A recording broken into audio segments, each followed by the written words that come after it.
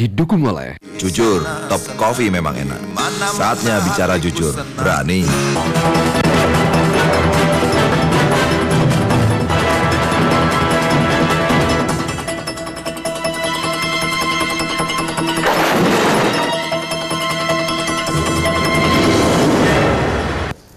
Pemirsa, 16 warga negara Indonesia yang sedang bepergian tur ke Turki hilang dan hingga kini masih belum diketahui keberadaannya. Ada dugaan bahwa mereka bergabung dengan kelompok ISIS, namun ini adalah masih spekulasi karena belum ada data-data yang bisa mendukung kebenaran atau keberadaan mereka berada di mana saat ini. Namun Wakil Presiden Yusuf Kala juga menyatakan bahwa sebenarnya dugaan menuju ke arah ISIS ini juga kecil karena rombongan tersebut terdiri juga dari perempuan dan anak-anak. Lalu bagaimana untuk meredam spekulasi yang ada ini, apakah dugaannya lebih kuat ke arah ISIS ataupun tidak? Lalu bagaimana jika kemudian ini arahnya menuju ke arah ISIS, bergabung bersama ISIS dan terorisme, artinya harus ada yang dilakukan oleh pemerintah untuk menangkal adanya radikalisasi ini. Dan saya akan membahas topik pagi ini bersama dengan 3 orang narasumber yang sudah hadir bersama saya di sini. Saya perkenalkan dan sapa satu persatu.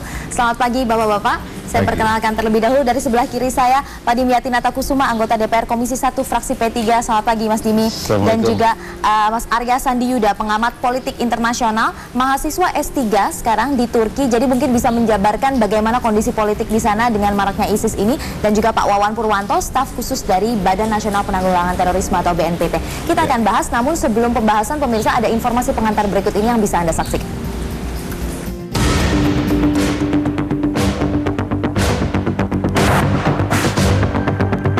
Inilah nama-nama 16 orang yang hingga kini belum diketahui keberadaannya.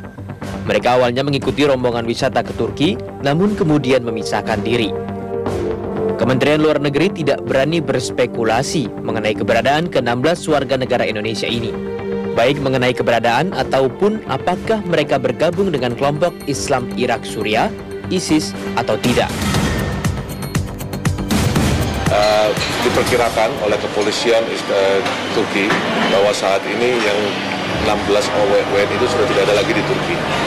Namun mereka tetap masih mencoba menelusuri posisi-posisi terakhir mereka ke-16 WNI itu ada di mana. Mereka sedang menggunakan berbagai CCTV baik yang ada di airport maupun di perbatasan untuk mengetahui apakah memang ke-16 ini sudah menyeberang ke negara tetangga. Menurut Konsul Jenderal RI di Istanbul, Abdullah Haryadi Kusumaningprang, setiba di Bandar Udara Ataturk tanggal 24 Februari, mereka memisahkan diri karena ada acara keluarga. Mereka berjanji akan kembali tanggal 26 Februari. Kontak terakhir terjadi tanggal 26 Februari tersebut, saat mereka minta agar tidak dicari lagi. Dan sejak itu tidak ada komunikasi. Ketiadaan bukti keberadaan mereka di Turki membingungkan keluarga di Indonesia. Indikasi yang kami tangkap, kalau memang betul itu ke Turki, mestinya kan dari pemberitaan itu tertangkap CCTV. Kami merasa itu tidak sampai ke Turki. Soalnya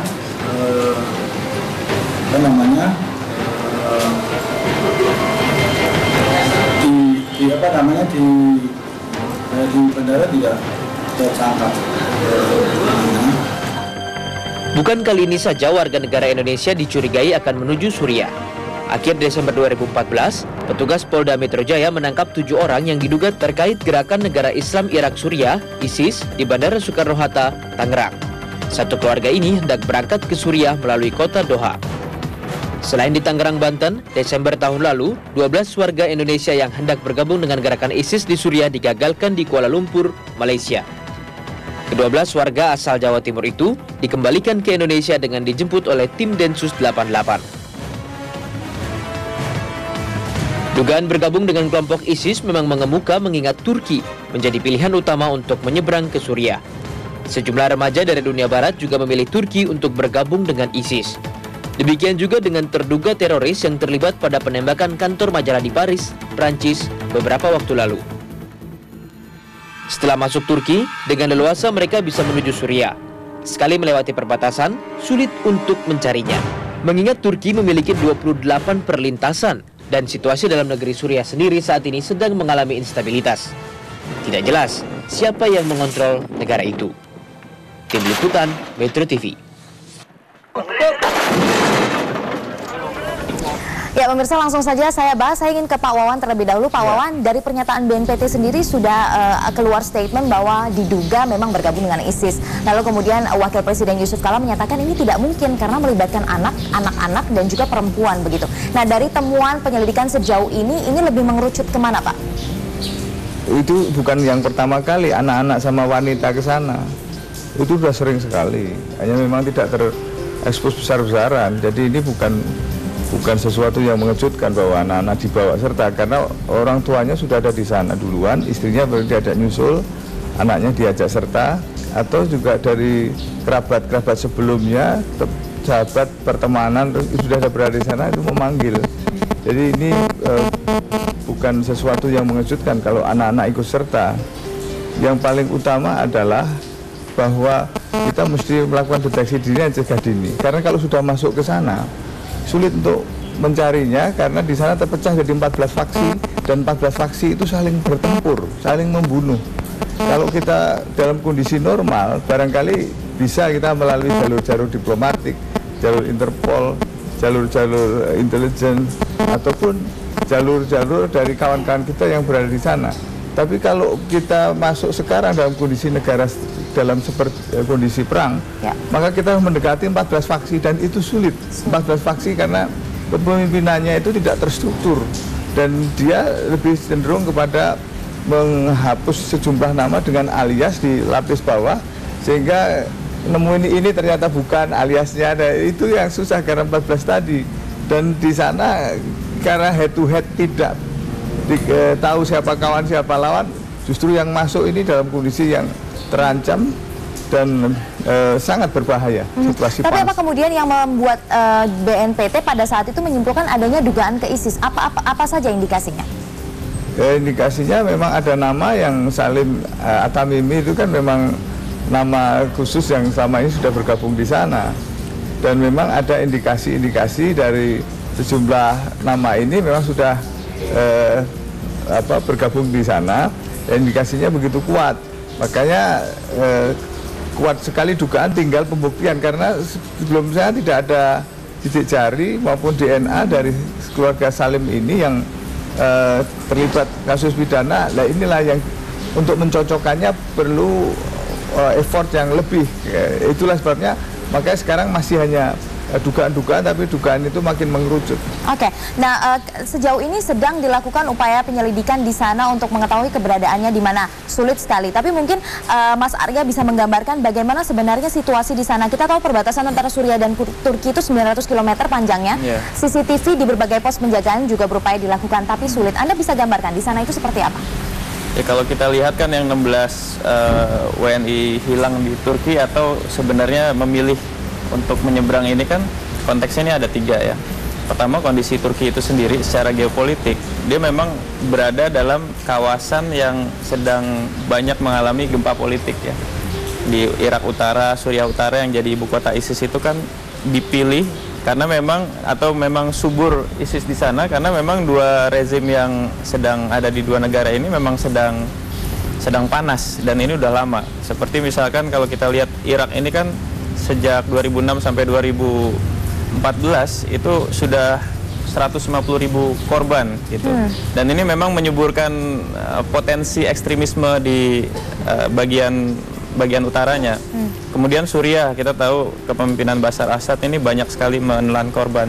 Nah, potensi yang tumbuh ini kemudian juga bergabung dengan situasi geopolitik lain. Di utara itu banyak pemukiman Kurdi gitu. Kalau kita lihat, Kurdi ini juga menyambung pemukiman Kurdi di bagian Turki. Nah, Turki bagian tenggara itu kan yang berbatasan sama Irak Utara sama Suriah Utara. Nah, inilah kemudian beberapa konteks yang melatar belakangi kenapa Turki dipilih untuk menyeberang. Selain ada konteks lain, Turki memang negara yang paling stabil. Ini Pak Dimyati nanti mau kunjungan kerja ke sana kan? Nah, negara paling stabil di kawasan Timur Tengah dan Afrika Utara. Jadi kalau buat wisata enak, buat studi juga enak. Di sana banyak pelajar dan terus meningkat jumlahnya. Tapi juga bisa dimanfaatkan untuk oknum-oknum seperti ISIS, seperti Pak Wawan bilang, untuk melakukan modus baru melalui wisata segala macam. Jadi aksesnya itu mudah, dan untuk men-trace atau melacaknya juga itu sulit karena perbatasannya itu panjang. Perbatasannya 900 km lebih kan di bagian utara, dan memang saya beberapa kali ke bagian utara itu kan lewat Gaziantep, Sanliurfa segala macam, itu bisa akses dengan mudah karena memang Turki juga punya policy yang cenderung kepada kemanusiaan. Jadi setiap kali ada negara tetangga yang bergejolak, kan negara yang aman itu harus terima. Makanya banyak pengungsi yang masuk. Tapi punya efek juga, bisa juga menyeberang ke sana. Dan bagi Turki sebenarnya ISIS juga ancaman nasional, ancaman keamanan nasional. Gitu. Oke, baik. Pak Dimyati, ini ada spekulasi yang berkembang. Kita tidak mau menduga-duga begitu ya bahwa ini bergabung dengan ISIS karena juga pasti ada gejolak sosial begitu di masyarakat. Tapi apa sebenarnya yang perlu dilakukan pemerintah untuk menekan ini? Artinya spekulasi yang berkembang dan juga untuk mengatasi masalah ini. Ya, kalau kita lihat pasal 27 konstitusi dan pasal 28 konstitusi kan jelas pemerintah ini sudah mulai mendeteksi sejak awal. Pasal 27 tentang warga negara. Jadi memiliki hak lah, semua warga negara Indonesia ini kan harus dilindungi. Memang memiliki pembelaan negara. Bela negara itu bukan membela ISIS. Bela negara, bela bangsa Indonesia. Maka di program TNI ada bela negara. Ya. Nah, terus yang kedua adalah pasal 28. Kesempatan kerja, kesempatan mendapatkan informasi pendidikan dan lain sebagainya. Maka ini perlu sosialisasi kepada warga masyarakat, warga negara bahwa ISIS seperti ini, terorisme seperti ini, sehingga jangan ikut-ikutan seperti dilakukan oleh orang-orang yang konyol begitu. Karena apa? Harus bisa dipahami kejahatan itu macam-macam, karena kekuasaan, karena harta, karena tahta begitu, sehingga terjadi konflik. Baik ISIS juga seperti itu. Saya membaca apa yang terjadi di negara Irak, Suriah atau Libya atau negara Timur Tengah, itu saya lihat ada kelompok-kelompok ingin berkuasa, merasa besar, dibiarkan. Nah, ini jangan sampai terjadi di Indonesia. Maka pemahaman paham-paham seperti ini sudah mulai. BIN, Badan Intelijen Negara, terus TNI, polisi, itu harus sudah mulai melakukan deteksi dini. Apa yang disampaikan Pak Wawan tadi, betul, bahwa harus sudah mulai melakukan itu, sehingga pengawasan dari awal. Dan juga memang hubungan bilateral Indonesia-Turki ini sangat baik dan mudah. Orang Turki datang Indonesia, Indonesia datang ke Turki, ini kan sangat mudah sekali. Apalagi sekarang sudah tidak ada batas lagi, dan ada Turkish Island, ada beberapa pesawat juga mudah ke Turki, dan hubungan juga baik begitu. Nah, ini yang harus mulai. Saya lihat Departemen Luar Negeri pun harus sudah mulai mendata. Jangan dibiarkan begitu saja hanya datang seremonial. Ini kan sepertinya kalau kedutaan besar yang ada di luar negeri itu hanya seperti seremonial saja. Dan ini harus sudah mulai mendata siapa yang transit, siapa yang rekreasi, siapa yang di mana tinggalnya, di mana, sudah mulai mendata. Dan di luar negeri itu kan ada atase juga, ada atase kepolisian, ada atase TNI, ada atase pendidikan dan lain sebagainya. Jangan diam, untuk apa begitu? Mereka ditugaskan di luar negeri adalah untuk memfasilitasi, melindungi. Nah, masalah sekarang orang Indonesia ada di luar negeri yang 16 itu kan kalau kita lihat ada 5 anak-anak, ada bayi, 5 anak kecil, 4 wanita dan 7 laki-laki. Nah, apakah mereka datang ke sana? Banyak sekali orang datang ke Jepang, datang ke Amerika, datang ke mana. Begitu mereka datang, mereka tidak kembali. Kenapa? Mencari pekerjaan. Ujung-ujungnya yang menjadi warga negara, mendapatkan green card dan lain sebagainya. Karena kenapa terjadi seperti itu? Karena di Indonesia sedang susah. Jadi Anda menyatakan bahwa bisa jadi ini bukan hanya mengenai bergabung dengan ISIS, tapi juga untuk mencari peruntungan di luar negeri juga. Ya, kalau dilihat gabung dengan ISIS mungkin saja terjadi, karena kalau kita lihat dari face itu ada seperti ada korelasinya, korelasi hubungan. Tapi itu tadi juga bisa dilihat apakah mereka juga punya keluarga di Turki, yang ujung-ujungnya mereka tujuannya adalah memang urban ke luar negeri begitu. Urban secara ilegal begitu ya. lewat tur. Ya ilegal, rata-rata begitu. Orang-orang yang ke luar negeri, saya kan juga pernah ke luar negeri begitu, pernah sekolah di luar negeri. Jadi saya dengan sendirinya tahu orang-orang yang di luar negeri ternyata awal-awalnya adalah bekerja, tur, ujung-ujungnya bekerja, baik di Saudi Arabia, baik di Jepang, baik di Amerika. Jadi itu negara-negara luar rata-rata begitu. Oke. Nah, bagaimana untuk membedakan begitu ya motif untuk mengadu nasib di negeri orang atau mendapat pekerjaan di negeri orang, atau ini adalah motifnya lebih ke arah terorisme bergabung dengan ISIS? Nanti saya akan tanyakan ke Pak Wawan, tapi kita harus jeda terlebih dahulu. Pemirsa, tetaplah bersama kami, Bincang Pagi akan segera kembali.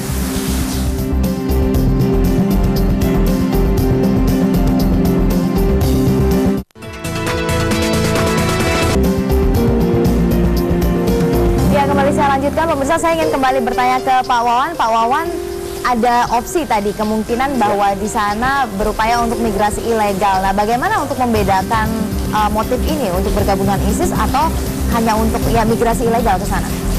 Nanti akan ketahuan. Kalau dari kawan-kawan ini kan sedang saya hubungi, kawan-kawan yang udah di sana, ketemu nggak sama anaknya? Sebab kalau lewat jalur-jalur resmi kan dalam situasi perang sulit. Tapi dari teman-teman yang sudah ada di dalam, kemudian teman-teman yang masuk di dalam faksi-faksi itu, dan sedang kontak. Ada yang bisa dihubungi, ada yang tidak. Ini situasi carut marut. Dan mereka kebanyakan mengatakan belum ketemu. Nah, ini tampaknya ada yang mengamankan di satu safe house untuk mendinginkan suasana. Rupanya di sana juga memantau perkembangan di tanah air. Dan mereka memantau lewat sosial media apa yang terjadi dan ada yang mengirim ke sana. Mereka berita. Ini ISIS siapa maksudnya? Ya, teman-teman yang sudah lebih dulu di sana. Kan banyak teman-teman yang sudah ada di sana, hampir 500 sekarang ini kan. Yang di Mosul itu sudah hampir 100. Yang di Aleppo, di Kilis itu yang tewas kan sudah hampir menginjak 70-an itu. Ya, yang tewas dalam pertempuran head to head gitu. Dan yang terlibat dalam bom bunuh diri juga sudah banyak. Mereka ini kan selalu komunikasi dan memang belum ketemu sama keluarga yang bersangkutan yang 16 itu. Tapi dia berusaha untuk mencari tahu kalau situasi sedang reda. Kan perang kan nggak terus ya. Kadang-kadang ada capeknya ya dia cari gitu. Jadi itu. Kalau tadi ditanyakan membedakan antara ini, memang setelah ketemu baru ketahuan bahwa ini memang bergabung di sana. Memang iming-imingnya juga besar ya, high risk high return. Ya, risiko tinggi ya, perolehannya juga tinggi, sampai ratusan juta, antara 20 juta sampai 150 juta. Ya, di sini agak susah, tergantung di mana dia akan bekerja. Hanya memang kita hanya bisa menghimbau, tapi karena mereka sudah ada pihak penjamin dan ada kementeriannya, kementerian yang menampung sukarelawan, itu sudah dibentuk di ISIS. Iya, sehingga mereka itu justru seluruh dunia dipanggil untuk masuk ke sana, dan juga termasuk keturunan semi Arab itu, Muslim semi Arab di seluruh dunia diajak serta gabung, maka bukan hanya dari Indonesia. Kita tahu di London juga ada ya Pak ya, yang 3 perempuan remaja itu juga bergabung. Iya, banyak sekali. Dan kita tahu bahwa ada sekitar 48 negara yang ditargetkan untuk diajak serta di situ, termasuk para pengungsi-pengungsi Suriah yang masuk di berbagai negara. Itu berusaha untuk ditarik lagi untuk masuk sini, karena pendanaannya cukup besar di dalam itu, termasuk dari penjualan minyak ilegal di Mosul yang juga dijual ke Turki. 30 miliar per hari rupiah ya, kalau dirupiahkan. Kemudian dari dia sendiri punya duit 900 juta dolar sebelumnya, dan 2 miliar dolar dari mengambil dari Bank Sentral Mosul. Ini cukup bisa bertempur dalam tempo lama, karena energi terbesar itu dari sisi dana ya, di samping juga pemasok amunisi. Kalau mau bendung itu pemasok amunisinya pun di-cut, di samping dananya di-cut, pemasok amunisinya itu. Nah, rupanya di sana ada jalur khusus untuk masuk amunisi, dan jalur khusus dari kementerian-kementerian yang dibentuk itu termasuk jalur ilegal untuk menyongsong sejumlah senjata-senjata ilegal dan relawan ilegal. Di sana juga sudah ada yang menyediakan pemahaman tentang cunemu ya, cuaca, medan dan musuh. Masuk jalur-jalur tikus tadi yang bukan hanya 28 itu, tapi mereka lebih tahu medan kan. Nah ini yang menjadikan sedikit banyak kita perlu effort yang lebih yang untuk mencari keberadaan yang bersangkutan. Oke, nah kalau dari penjelasan Pak Wawan tadi, artinya ini sudah ada kementerian khusus yang mengurus sukarelawan begitu ya Pak Wawan ya. Nah kalau Anda melihat apakah yang harus kita lakukan, pemerintah Indonesia lakukan untuk menangkal ini? Apakah itu sederas itu upaya perekrutan itu, dan apa yang bisa kita lakukan? Yang pertama kan kalau dilihat model perekrutannya ISIS ini kan dia itu bukan hanya melakukan operasi di lapangan, dia juga melakukan rekrutmen, dan sarana terbarunya itu kan sosmed. Ya. Nah kalau kita lihat misalkan di datanya Kemenhan Amerika itu ada dari mulai Agustus sampai dengan Oktober tahun kemarin itu sosmed misalkan rilis tentang video pemenggalan, menendang kepala yang itu kan makin intens. Agustus itu 3 kali keluar, September 4 kali keluar, Oktober juga bertambah lagi. Dan dari judulnya itu selalu punya judul yang berbeda-beda. Misalkan Agustus itu pemenggalan jurnalis Amerika, terus kemudian ada militer Libanon, Kurdi, terus kemudian ada lagi wisatawan. Ini sebenarnya juga kita bisa lihat sentimen yang coba ditarik gitu, sentimen negara-negara tetangga terutama juga Kurdi, karena mereka juga kan bertempurnya dengan Kurdi. Jadi ini sarana sosmed ini salah satu yang membuat pesan dia itu lebih cepat sampai ke negara-negara yang biasanya tidak terlalu banyak partisipannya. Misalkan tadi Barat, termasuk juga dari Indonesia mungkin lihatnya lewat sosmed. Tapi di sisi lain sebenarnya kita juga harus kasih catatan, jangan sampai karena ada kasus ini yang dicurigai itu adalah para WNI yang ada di Turki atau warga Turki sendiri. Karena saya tinggal di sana cukup lama ya, 3 tahun. Saya kenal hampir semua pelajar di sana, di 17 kota yang ada. Itu pelajar di sana nggak punya pretensi ke sana gitu. Di Turki sendiri pemahaman keislamannya itu kan sangat modern gitu, sangat akomodatif terhadap demokrasi, modernisme, sekulerisme, bahkan negara sekuler mereka itu. Nah ini juga harus dilihat sebagai peluang KJRI dengan KBRI bekerja sama dengan pelajar WNI di sana sebenarnya, karena saya rasa nggak akan ada suasana yang kondusif untuk siapapun menyebarkan pemahaman ISIS di Turki ya. Jadi kalau ditanya hemat, kerjasama dengan pelajar dan WNI di sana, karena memang pemahamannya cukup kondusif untuk menangkal atau menguatkan modernitas. Dan yang kedua, jangan sampai responnya terlalu paranoid dengan bentuk pengetatan visa atau jadi pelajar dan WNI kita jadi sulit mondar-mandir ke sana, dan juga bantuan kemanusiaan ke sana kan juga banyak ya, lembaga-lembaga kayak PMI kalau nggak salah juga kirim bantuan ke Suriah ya. Pengungsi Suriah, ada ACT, ada PKPU, ada Gebet Duafa. Nah ini juga jangan sampai blunder jadi paranoid, diketatin, wisatawan kita juga jadi susah ke sana. Biasanya transit juga nyari tempat kan Pak, selain haji itu biasanya nyari tempat lain, sekarang udah susah selain Turki. Jadi dan mendapatkan status visa on arrival juga nggak gampang. Kita tahu Indonesia nggak semua tempat bisa dapat kemudahan seperti itu, cuma Asia Tenggara. Jadi jangan sampai responnya terlalu paranoid dan merugikan kita sendiri dan hubungan kedua negara. Ya, jangan terlalu paranoid, tapi sebenarnya harus ada juga filter supaya tidak ada upaya radikalisasi itu baik jarak jauh lewat sosial media ataupun mengirimkan orang ke Indonesia untuk mempengaruhi masyarakat Indonesia. Apa sebenarnya yang pemerintah bisa lakukan secara efektif? Nanti saya akan tanyakan ke Mas Dini setelah jeda berikut ini. Pemirsa, tetaplah bersama kami, Bincang Pagi akan segera kembali.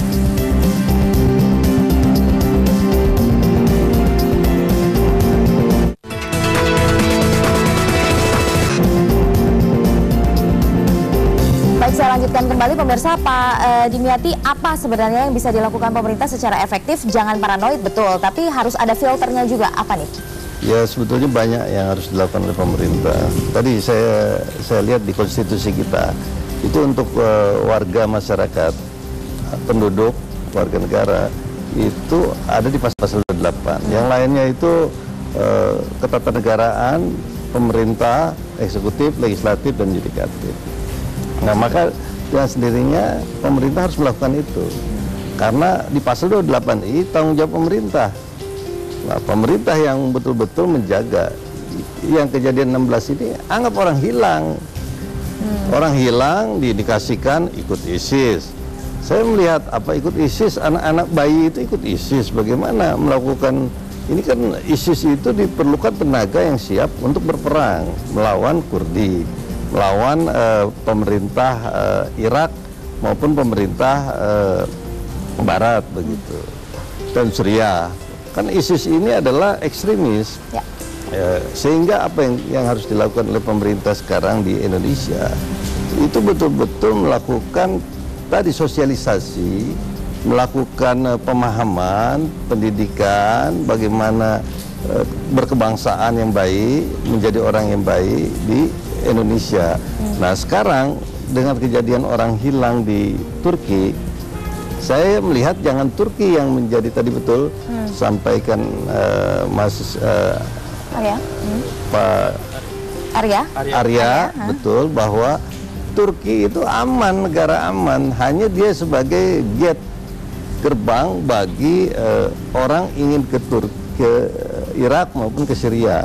Atau ada 8 negara yang menjadi border dengan Turki. Jadi pengetatan seperti paspor, pemberian paspor, nah imigrasi oleh sebab itu dari mulai sekarang pemerintah itu sudah mulai mendeteksi orang datang. Ini terkadang jangankan orang, narkoba yang dilarang saja bisa masuk ke Indonesia, ini kan problem. Nah pemahaman-pemahaman itu yang harus mulai dijaga. Bagaimana penjagaan itu sudah difilter, ada Kominfo, ada Badan Intelijen Negara, ada juga badan teroris. Nah saya berharap ada polisi.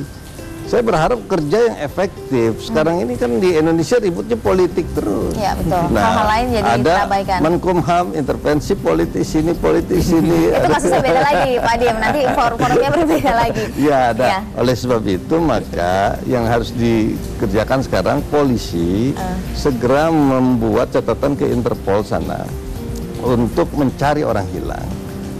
Nah, indikasi ke Syria atau ke Irak atau kemana kan bisa dideteksi dengan CCTV. Negara Turki sudah maju, bisa terlihat itu. Kalau orang menyeberang ke Syria, itu di bordernya sudah terlihat begitu.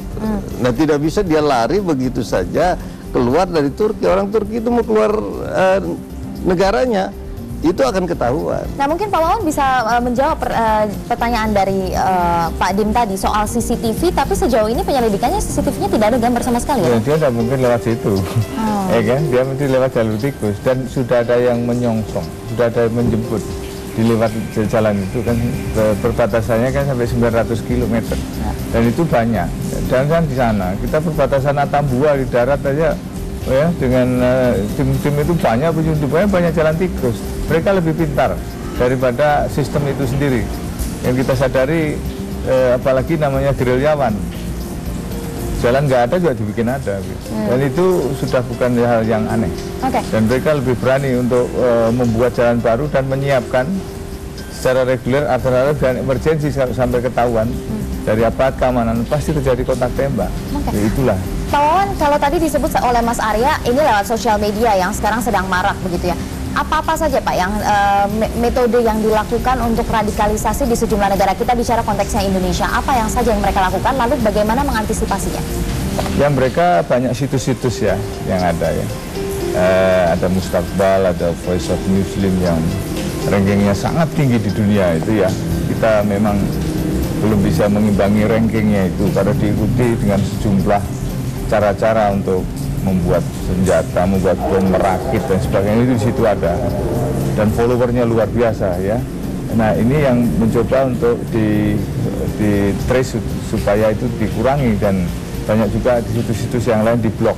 Tapi di blok satu muncul yang lain, di blok satu muncul yang lain. Memang kita berpacu dengan upaya-upaya kelompok teman-teman yang lain ini supaya ini bisa dilakukan blocking, dan juga Kominfo sudah juga berupaya sekuat tenaga. Ini kucing-kucingan lah kita dengan kelompok tersebut. Dan sebagian kita harus sadari pengguna internet 62 juta Twitter 32 juta, dia langsung masuk ke rumah-rumah. Jadi mereka untuk rekrutmen lebih cenderung kepada pertemanan, persahabatan, kekeluargaan. Kelompok lain sulit masuk karena dia lebih curiga. Jangan-jangan ini jebakan. Kalau ada orang lain masuk harus ada yang ngetempel dulu, merekomen. Termasuk yang keluar negeri harus ada rekomen. Dia tidak bisa masuk kalau nggak ada itu. Oleh karenanya mengapa itu yang masuk juga keluarga atau kerabat atau teman, itu seperti itu. Nah begitu pun teman-teman kita yang ada di sini, ada sejumlah dosen S3, maaf sekarang sudah diberhentikan dari sebuah universitas di Solo. Itu juga menjadi peneliti yang ditawari sejumlah uang untuk meneliti di sana. Dia ngontek ke saya, Mas Wan, saya gimana mohon pendapat. Saya bilang jaga nasionalisme Anda. Anda sebagai peneliti bukan tukang yang dasarnya yang pesanan. Iya. Begitu masuk ke sana dan ternyata diiming-iming yang lebih tinggi, Anda goyah, wassalam. Oh iya, saya tidak akan seperti itu, tapi kami ingin terus Mas Wan memberikan nasihat-nasihat maupun juga pemikiran-pemikiran. Setiap kali temuan dia menyampaikan itu ke saya. Dengan sejumlah teman-teman yang dulu tergabung dengan garis keras, alumni Afghanistan, para penembak dan pembunuh, termasuk pembunuh bekas rektor UNS dulu, ketemu saya. Dan mereka bekas tahanan yang sudah keluar, ketemu saya, kita kumpul di sebuah hotel, ngobrol panjang lebar mengenai itu. Dia juga bilang bahwa si A sudah masuk, Mas, si A sudah meninggal. Meninggal ini di pertempuran di perempatan di Jalan Elpo. Si B sudah meninggal bom bunuh diri yang menewaskan 70 orang. Si C ini dari Lamongan. Itu semua diungkap. Dari sanalah kita inginkan supaya jalur itu dibuka. Dia mengatakan kelompok-kelompok tikus tadi, jalur-jalur tikus lebih pintar daripada aparatnya sendiri, Mas. Karena mereka termasuk kalau misalnya di tembok pun dia akan gangsir ke bawah gitu lah. Itu dari penjelasan Pak Wawan ini juga menimbulkan kekhawatiran sebenarnya, karena ternyata radikalisasi itu masuk tidak hanya ke kelompok muda yang mungkin masih bisa dipengaruhi, tapi juga ke orang-orang yang dokter bahkan ya, yang memang pendidikannya tinggi dan memang sudah cukup mapan begitu dengan kehidupannya. Nah, bagaimana kemudian untuk menangkalnya secara psikologis, secara mental dan juga secara intelektual supaya itu tidak masuk dan bisa mempengaruhi masyarakat Indonesia? Kita akan bahas setelah jeda berikut ini. Pemirsa, tetaplah bersama kami, Bincang Pagi akan segera kembali.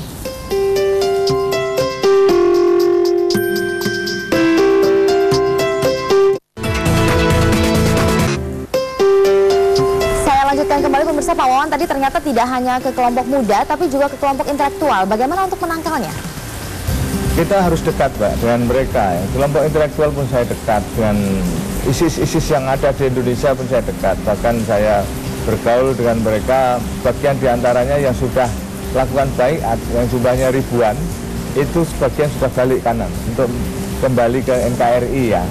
Meskipun juga ada lain yang secara diam-diam itu tetap di dalam hati. Tapi kan kita harus antisipasi, karena mereka kalau pertama kan simpati, terus empati, terus partisipasi lah, itu yang kita khawatirkan.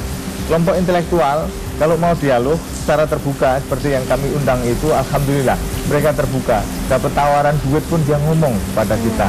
Dan itu kita bisa masukin nilai-nilai nasionalisme. Bagian besar diantaranya sudah balik. Dan juga yang tadinya dari keluarga yang sudah tewas di sana, sudah meninggal di sana, keluarganya sudah sebagian menemui saya untuk ngobrol sana sini. Dan tapi mereka sudah tidak bisa membendung lagi karena memang sudah yakin, sudah bulat, mantap untuk berjihad. Konsepnya itu, bukan nyari uang dia. Yang nyari uang itu lain lagi. Kemudian kerjasama dengan Pemda ini perlulah, karena Pemda itu sudah dikasih data mengenai mapping wilayah-wilayah yang banyak pengirimannya. Di Lamongan juga sama, ada satu keluarga yang berangkat juga, sudah disampaikan ke Pemda pada waktu itu. Cuman Pemdanya kan bilang bahwa mereka ini masih orang bebas, Mas, belum ada surat pencekalan, belum pernah terjadi. Ya, sehingga kalau dicekal tiba-tiba tanpa dasar pelanggaran HAM. Jadi harus proaktif betul ya. Kalau sudah ada indikasi ke sana harus cepat begitu ya. Iya, dekati. Mas Arya, Anda tadi menyatakan ada beberapa negara. Indonesia haruskah begitu khawatir dengan adanya deras masuk nilai-nilai dari ISIS ini? Lalu apa yang harus dilakukan menurut Anda? Ya, kalau dilihat dari langkah jangka panjang maraton tuh, kalau menurut saya ada 3 ya. Yang pertama itu secara regulasi, itu kan bisa pengawasan orang asing ini lebih dikuatkan lagi. Baik, memang 2013 itu kan ada undang-undang imigrasi yang menguatkan fungsi pengawasan orang asing ke imigran. keimigrasian. Tapi juga sepertinya sekarang melihat ancaman keamanan perlu ada institusi yang punya perspektif lebih kuat keamanannya. Nah, ini fungsi imigrasi pengawasan orang asing yang ada di Intelkam Polri bisa lebih dikuatkan lagi biar dia ada kerjasama sama secara regulasi. Juga kemudian secara diplomasi. Kalau dilihat dari pandangannya Pak Wawan kan mereka ke sana karena awalnya empati, simpati. Kalau begitu kita harus lihat masalah ini sebagai permasalahan global atau keresahan secara geopolitik. Makanya diplomasi yang empati juga harus ditumbuhkan oleh masyarakat atau negara Indonesia terhadap dunia Islam lah kan. Lalu kemarin di rapat kerja Kemlu dengan Komisi 1 itu kan ada pointers tentang perlunya peran lebih aktif terhadap tema-tema isu dunia Islam. Nah, mungkin maksudnya ke arah sana untuk mencegah perasaan bahwa negara ini tidak berpihak terhadap pilihan pribadi kita gitu. Nah, itu bisa mencegah. Yang ketiga, kemudian masalah edukasi seperti yang tadi disampaikan, edukasi ke arah pemahaman keagamaan yang modern, komprehensif, bersahabat itu harus lebih dikuatkan untuk menangkal secara kuat yang ekstremisme itu. Oke, Pak Dimyati, bagaimana apa yang hendak Anda sampaikan kepada masyarakat Indonesia bahwa stop, jangan terpengaruh, apa yang bisa Anda katakan? Ya, begini, memang pengaruh itu bisa melalui langsung, bisa melalui medsos. Internet sangat terbuka sekali, sudah terbuka di dunia ini. Maka oleh sebab itu kepada masyarakat bahwa pemahaman Bhinneka Tunggal Ika berbeda-beda tapi tetap satu tujuannya, yaitu kita contoh Rasulullah. Laqad kana lakum fi Rasulillahi uswatun hasanah. Rasulullah itu baik dengan siapapun, lembut dengan siapapun, tidak pernah bertempur keras begitu, kecuali memang sudah Allah dan Quran yang menjadi orang melawan itu. Nah, oleh sebab itu kepada semua pihak masyarakat harus betul-betul memahami bahwa semua saudara. Jadi jangan sampai dibeda-bedakan, apalagi terpengaruh oleh ajaran-ajaran luar yang belum jelas, yang tujuannya sebetulnya adalah kepentingan kekuasaan, kepentingan mencari harta. Jadi saya berharap kepada masyarakat terus bagaimana menjaga lingkungan yang ada. Jangan sampai anak-anak kita terpengaruh atau saudara-saudara kita terpengaruh. Dan juga kepada pemerintah dari mulai tingkat desa sampai ke tingkat kecamatan, kabupaten, kota maupun provinsi harus sudah mulai bagaimana melakukan sosialisasi bahwa negara Kesatuan Republik Indonesia ini adalah negara kita yang betul-betul menghormati semua pihak. Baik. Dan juga memerangi yang namanya peperangan tadi, permusuhan tadi. Jadi kita harus menjadi satu kesatuan dan persatuan yang harus Jadi bersama-sama menjaga nilai itu, kita saling menjaga satu sama lain antara masyarakat dan juga pemerintah harus proaktif ya tadi. Ingat, seperti kata membumikan Pancasila kembali supaya ideologi lain nggak masuk. Itu penting, penting. Jangan cuman di pelajaran saja, tapi itu diinternalisasi dalam tindakan dan perilaku ya. Terima kasih. Ada teladannya ya. Baik, terima kasih sudah hadir di Bincang Pagi dan semoga informasi ini bermanfaat untuk Anda pemirsa. Masih belum usai Bincang Pagi, masih akan berlanjut dengan segmen bedah editorial Media Indonesia bersama dengan Leonard Samosir. Silakan Leo. Baik Vina dan pemirsa, selepas jeda berikut kami akan membedah topik editorial dengan topik mewujudkan kemandirian parpol. Jangan kemana-mana.